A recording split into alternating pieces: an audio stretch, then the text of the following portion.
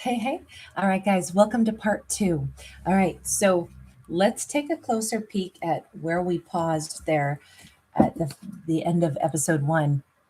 Why did you listen to this Queen of Swords? This Queen of Swords had so much sway over you, but why did you listen to someone else's direction for your life? King of Wands, Justice sideways, Knight of Wands in the reverse, Two of Cups upright. There was some element of, I don't know if this particular Queen of Swords was really, really good with words, really good with making it sound very reasonable and rational, that I almost like you're the person that you would really be in love with would be someone else. This is some, Jezebel that is trying to steal you away, and whatever, you had a moment of weakness, which is why you fell for that headstrong feminine, that Jezebel, that was trying to peel you away from your true life path, your true partnership. It feels like the Queen of Swords appealed to, like, if you go be with that more headstrong feminine, you would be doing something wrong that would make you someone that wasn't, you got all confused about who you really care about. You really are going to care about this other person, that you should marry, not about that headstrong feminine. And really it's that feminine's fault that you got off kilter. And it's something about, like, on one hand there was a shaming, blaming, but then also shifting the shaming, blaming to another person, so that then they could still, like, do the right thing and be, like, oh, you're a good person as long as you listen to my advice. So this Queen of Swords in the reverse used a pretty weaselly tactic here of letting him be the good guy as long as he does X, Y, or Z, the bad guy for having gone toward the headstrong feminine. But of course, that was her fault. And really, you're a good guy as long as you do what I say. And, so there's this chance at this wonderful redemption and all of this, a celebration of what a good person you are, so long as you do what I say you really want in your heart. And of course, this is who you really want, is this other person. That's your true, Two of Cups, not that person that you were attracted to. Basically, I obviously this Queen of Swords had very powerful control over them and said that they knew this individual very well. That's why I feel like it was probably like mother figure, because it really muddled their brain. And if there had been distance between themselves and that more headstrong, independent feminine, the one that they actually really loved, the one that had stayed on their mind all this time, they, like, that Queen of Swords used that as a wonderful opportunity to build a giant wall between the two of them. Maybe started to take more of their time, make sure that it was harder and harder for them to contact or stay in contact with that more headstrong feminine. Fool and the Star. They knew that Queen of Swords in the reverse knew he was this close to having changed his life, moved to be with that headstrong feminine, done things with her, taken trips with her, become a part of her life. She was their star, but he would have had to change his whole life to be with her. She was also rising. We need to take a look at her now, because all we can say on this side so far is he was suitably manipulated, or maybe we could say easily manipulated, out of listening to his own heart, even though he was dazzled by this feminine that was very different than what he was used to. Okay, this headstrong feminine is not at all the kind of person that he's ever been around. She may have come from a different cultural background. She may have come from a different, energetic background as a whole. She seems to always stand alone and stand tall. She seems to always be someone who chooses a path with confidence. She seems to have a bit of like self-reliance and power and grace and a genuine happiness because she seems free. He, by contrast, as we have seen, he is not free at all. However, our storyline did pick up with him feeling happy because this is all playing out in his mind. All these experiences, all these things that he's, like already traversed. The walking away from her, listening to that Queen of Swords, an exceptionally manipulative energy that made him full on marry the wrong person. And yet he is now divorced from the wrong person as well. And that is why we see him happy at the start of this story. But we need to explore more about who she is. Who is this headstrong feminine? Can we see more about you? Because we haven't even named you. The Devil, the Three of Cups, the Five of Wands. She is someone who is used to having obstacles that she has to sort out. She is somebody who could be very into fitness as well. She may make friends easily, although as a very independent person, she tests herself frequently in life to make sure she's progressing and moving forward. But she's really good with friends. She's really good at being around other people. Other people really enjoy her, but I almost feel like at the end of the day, she's always still quite solo.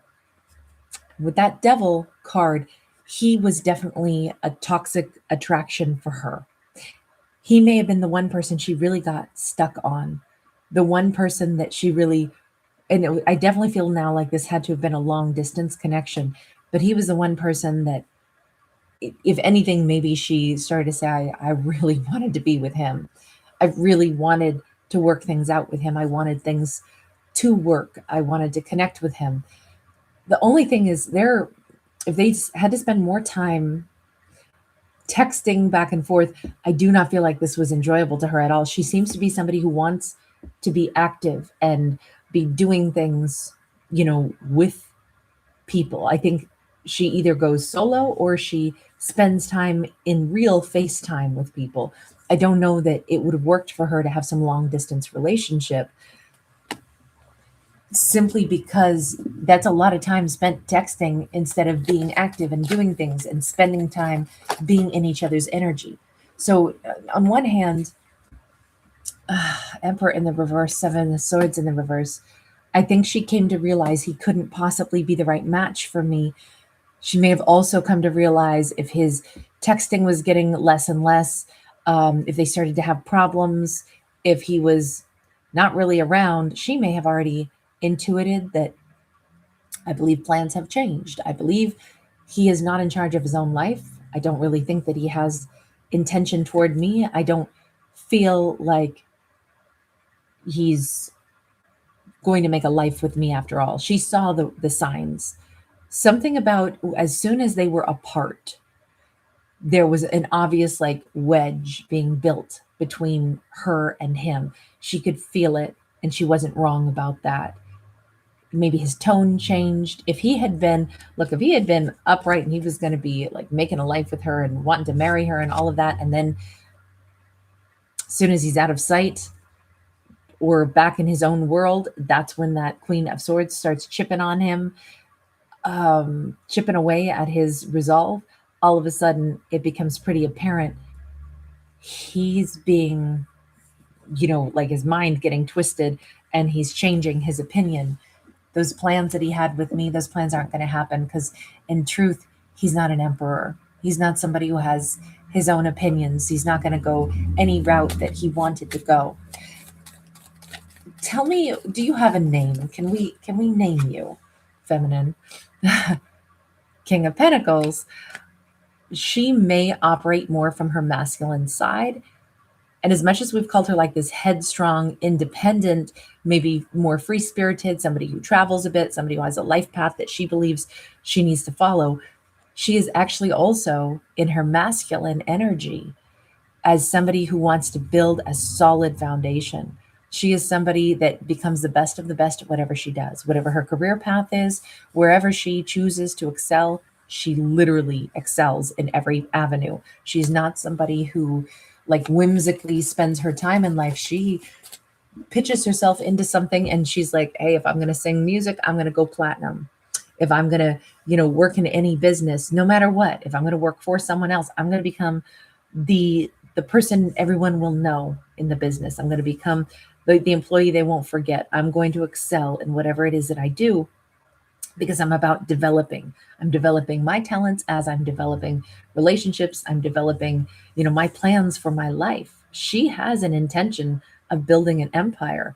And so she comes across in her masculine energy, which is very direct, very, even though she's came across as like an ultra feminine warrior who is in her masculine energy. Queen of Swords in the reverse. And wow, did she know right away that somebody very toxic was up in his ear? So she must know about the mother figure. She has to know about that Queen of Swords. And she figured that out almost immediately because if when he was around her, it was like this, he loves me, we're good together. And then the second we're at a distance from each other, I barely hear from him and something feels different. And I got that sinking feeling. I just know the Queen of Swords got to him. And he doesn't really have a backbone to think and decide for himself. He is, being wheedled into changing his opinion about me, about us, and being inspired to believe that I'm probably no good for him. I think that she knew it. I think she intuited it. Six of Cups in the reverse. Ironically, though, she also said, you know what, if he's that easy to peel away from me and have somebody like change his opinion about me so easily, then maybe he's not mine. Maybe I'm not his. Maybe we aren't really soulmates after all. If it's that easy for him to get his head twisted and for him to be so willing to let me go, all because one karmic or toxic influence, in that silver tongued way says, oh no, don't be with her. She's not the right one for you. She's not this or that. If he can have his opinion changed so easily, then he never had his own opinion to begin with. And I don't see her doing well with someone that malleable because she is absolutely not malleable. She is a feminine that stands very much on her own 2 feet. What has your backstory been? She's been used to walking away frequently. With that 8 of Cups, she has stood on her own. She has gone places alone. She has built things alone. She has not had a safety net under her. She has not known what it feels like to trust other people. She has learned to trust herself and the universe. And that is it. And with that comes this huge sense of freedom. I don't think she'd have it any other way on one hand, because there is this sense of freedom. She can let go of anything. We have the High Priestess in the reverse. It's interesting because she is also very trusting of her intuition. When the writing is on the wall, she doesn't fail to interpret it correctly. She can see it, she understands it, she doesn't lie to herself. When she senses something has changed energetically, in this case, she's like, I'm always spot on. I'm always spot on when something changes energetically and someone is no longer vibing with me. That's what I can tell. I can tell when someone is not, and maybe it's because she gets that lonely feeling again, where it's like, no, it's just me and the universe again. I don't have a companion. I can tell when someone withdraws. I can tell when, even if, and this could be in little details also, maybe this is why she doesn't hold on too tightly to anybody, or even in friendships, she's easy to deal with people, but doesn't expect people to stick around, even though it seems like she has a nice time with people. It's as if even a friend is like, oh, let's do this, I'll be there, next week, let's make a plan for this, she will probably already be able to tell that next week's not going to happen. I know which ones are not going to show back up and which ones will. I feel like she's got a very strong intuition about who's not going to follow through. And that could be in anything. That could be, there's enough energetic awareness for her when she can tell when someone is actually like going to make a beeline for her and when they're not. So interesting that she can sense that. We have the Hanged Man and the King of Wands in the reverse. Her backstory here is that she was let down very heavily by someone else previously as well. Someone that she actually knows still thinks about her. They could have been a King of Wands.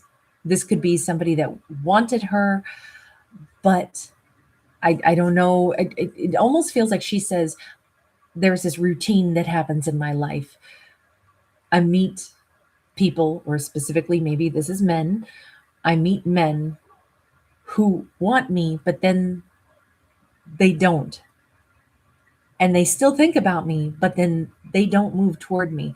I keep meeting men that either they don't have the same level of like direction and confidence in what they truly want, or in this case, because I get spoiled on this card, that King of Wands in the reverse, that could be the kind of energy where it's about ego boost. It's about, I want things to be really easy for me. So I don't want to do this yet because I want other things to, be given to me, or I want something to be easier. And yet I still think about her and maybe want to get with her, but I'm not going to take the action. I'm not going to move toward anyone. Look, right now we're asking about her backstory. What we're seeing is her perception. None of this means that she's right. It just says she believes, and maybe we should call her the High Priestess now. She believes she's incredibly spot on at reading people's energy when they're basically going to let her down, or she doesn't look at it that way. No, let me reframe that. She believes she can tell what someone's intentions are when she feels them not vibing with her anymore, when she feels they aren't actually going to follow through. I can't rely on them. Now, keep in mind, this could just be she was disappointed once before by whomever this King of Wands in the reverse was, somebody who she believes still thinks about her, maybe even still wants her, but was either very immature or very selfish and self-serving. And that might have just created a pattern for her that she believes, oh, that's what I get. That's my lot in life. That's what love is for me. And she may not be right about any of that, but that is her perception at the moment. I want to see just a little bit more about her. And we'll go to part 3 and we'll pick up exactly where we left off, because I'm wondering if that preconceived notion came from, like, was she solo, like even in childhood, and then her first love story turned out to be a huge disappointment, and now she's like, oh, but that is a repetitious thing in my life. I meet people and they don't actually follow through, so I end up walking alone again. I do want to ask that question, and then we'll get back into like where these stories might converge. All right, I'll see you guys in part 3. Thank you for giving this a thumbs up and subscribing. I will see you in chapter 3. Bye for right now.